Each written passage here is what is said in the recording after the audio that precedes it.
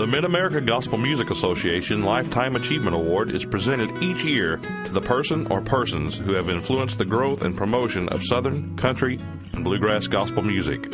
This award is designed to honor those who have dedicated a significant portion of their life to the field of gospel music, either as a singer, musician, songwriter, radio personality, or promoter.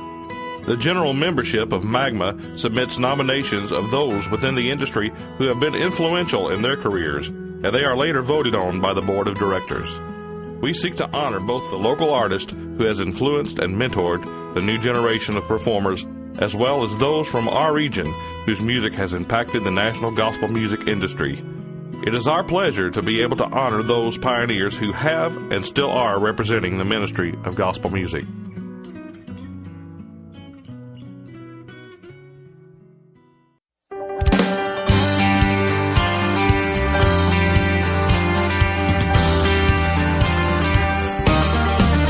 I belong to Jesus now. He possesses all I am. Is redeemed. Is redeemed. I've been changed and lifted high. I'm His property divine. Is redeemed. Is redeemed. Oh, Our first Mid-America Gospel Music Association Lifetime Achievement Award winner for 2011 is a gentleman who represents the third generation of his legendary gospel music family. He also has the unique distinction of being the third member of this great family to be presented this award. It is with great pleasure that we present MAGMA's Lifetime Achievement Award to our Christian brother and friend, Brian Lester.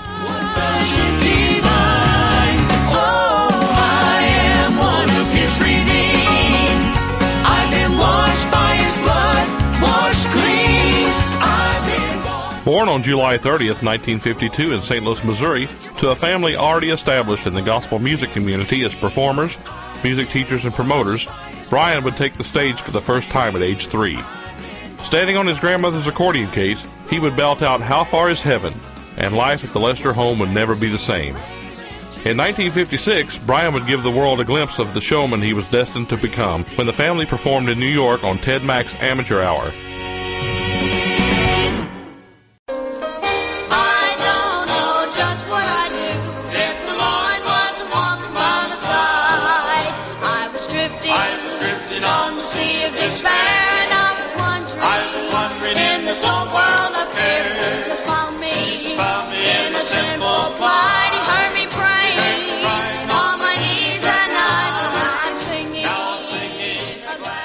The Lester family walked away with second place in the nationwide competition that day, the first Midwestern gospel group to ever appear on any nationally televised program.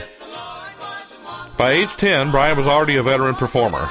His voice and stage presence seemed beyond his years, and perhaps it is that early maturity that caused Brian to realize that even though he was steeped in gospel music and raised by a dedicated Christian family, he too needed a personal Savior.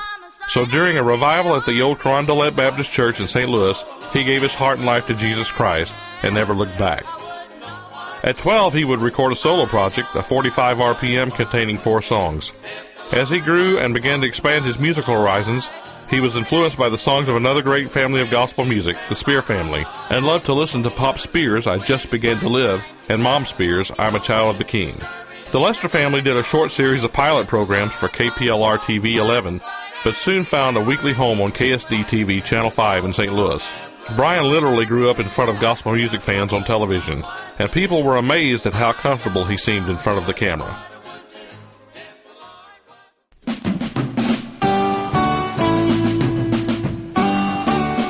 there's gonna be a great, great day. All my troubles will pass away. I read a book, and the book did say that there's gonna be a great, great day. About 1964, Brian's father, Herschel, and Grandpa Lester organized a quartet of young men. This group would be known as the Gateway Boys. Brian's vocal abilities were often showcased, and the Gateway Boys would quickly become the fan favorites on the TV programs, at area churches, and when featured at Lester concert promotions at the old Kingsland Theater and Kiel Opera House in St. Louis.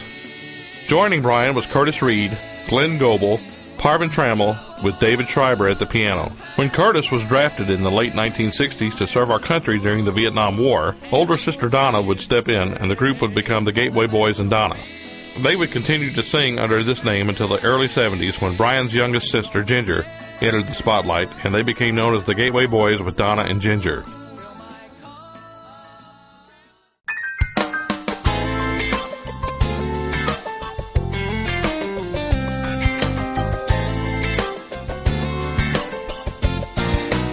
See little David facing Goliath out on the battlefield with just a sling. Down in his heart were songs of deliverance, and as he picked up the stone, he began to sing. In the mid-1970s, the younger generation took the reins of the touring group, and they would become the Lesters as we know them today. With Brian on lead vocals and sisters Donna on soprano and Ginger singing alto, the sibling group would travel across the country in full-time ministry. Through the years, Brian has shared the stage with many great singers and musicians, not the least of which, of course, are his two sisters, Donna Lester Trammell, and previous MAGMA Lifetime Achievement Award honoree, Ginger Lester Pitchers. The list of Lester alumni includes singer-songwriter Milton, Big Mo Ostrander, John Trammell, P.D. Murdoch, Jeannie Cameron, Barbara Ledford, Vanessa Wimberly, Shannon Shipley Trammell, Tressa Watson, Tricia Cisneros, and Liz Edwards McMillan. Prominent Southern gospel pianist, session leader, and producer-arranger Tim Parton was also introduced to gospel music fans by the Lesters. Brian would have the great privilege of introducing the fourth generation of Lesters to the gospel music world. Nieces Shelley Trammell and Jenny Pitchers Ravel would both sing with the family, as well as nephews Dwayne Trammell and Evan Pitchers.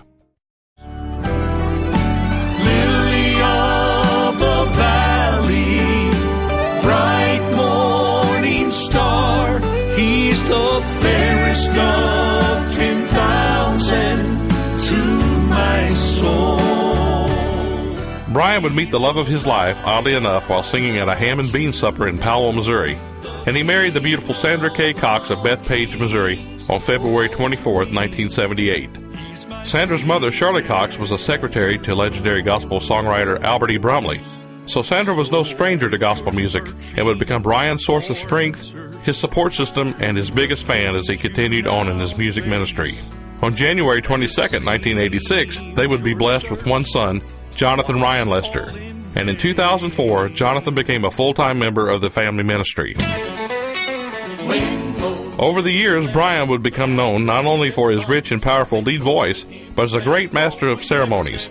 Brian learned the art of communicating and connecting on an emotional level with his audience, a skill most likely learned from his father, Southern Gospel Music Hall of Famer and MAGMA Lifetime Achievement honoree Herschel Lester.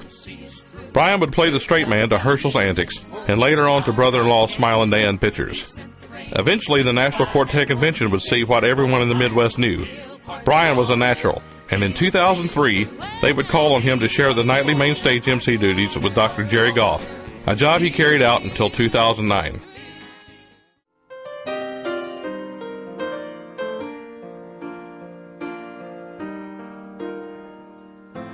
Empty and broken, I came back to him, a vessel unworthy, so scarred with sin, but he did not despair. In 1989, the Lesters would record the project Hold On Tight for Homeland Records, and this recording would produce Brian's signature song, He Didn't Throw the Clay Away. This powerful song has touched thousands of people as Brian sings it as only he can. Over and over, he molds me and makes me into his likeness. He fashions the clay. The song would reach 17 on the Singing News chart. Over the years, he has been featured on many other great songs that have topped the national charts, including He Saw Me and I Plead the Blood. Brian and the Lesters have recorded 89 projects through the years on some of the top labels in the field, including their own professional artist label, Skylight Records, Eagle One, Journey, Homeland Records, Zion Records, and Song Garden. Here we often say goodbye to loved ones as they leave us on bus or by train. But somehow the load seems to lighten when they say, I will see you again. In the last several years, both his grandfather Harvey, his grandmother Opal, or Bobo as we better know her, and Father Herschel have each been honored by the SGMA Hall of Fame in Pigeon Forge, Tennessee. With the portfolio of work that Brian has accumulated, it would not be hard to imagine that he may someday join his celebrated ancestors in the Southern Gospel Music Hall of Fame. It is our honor to welcome Brian and the Lesters to our MAGMA family. The group is currently comprised of Ginger Lester pitchers, Jonathan Lester, Evan Pitchers on drums, and of course, Brian himself. Please join our MAGMA board as we welcome to the stage one of our area's greatest ambassadors for Southern Gospel music and our 2011 Lifetime Achievement Award winner, Mr. Brian Lester.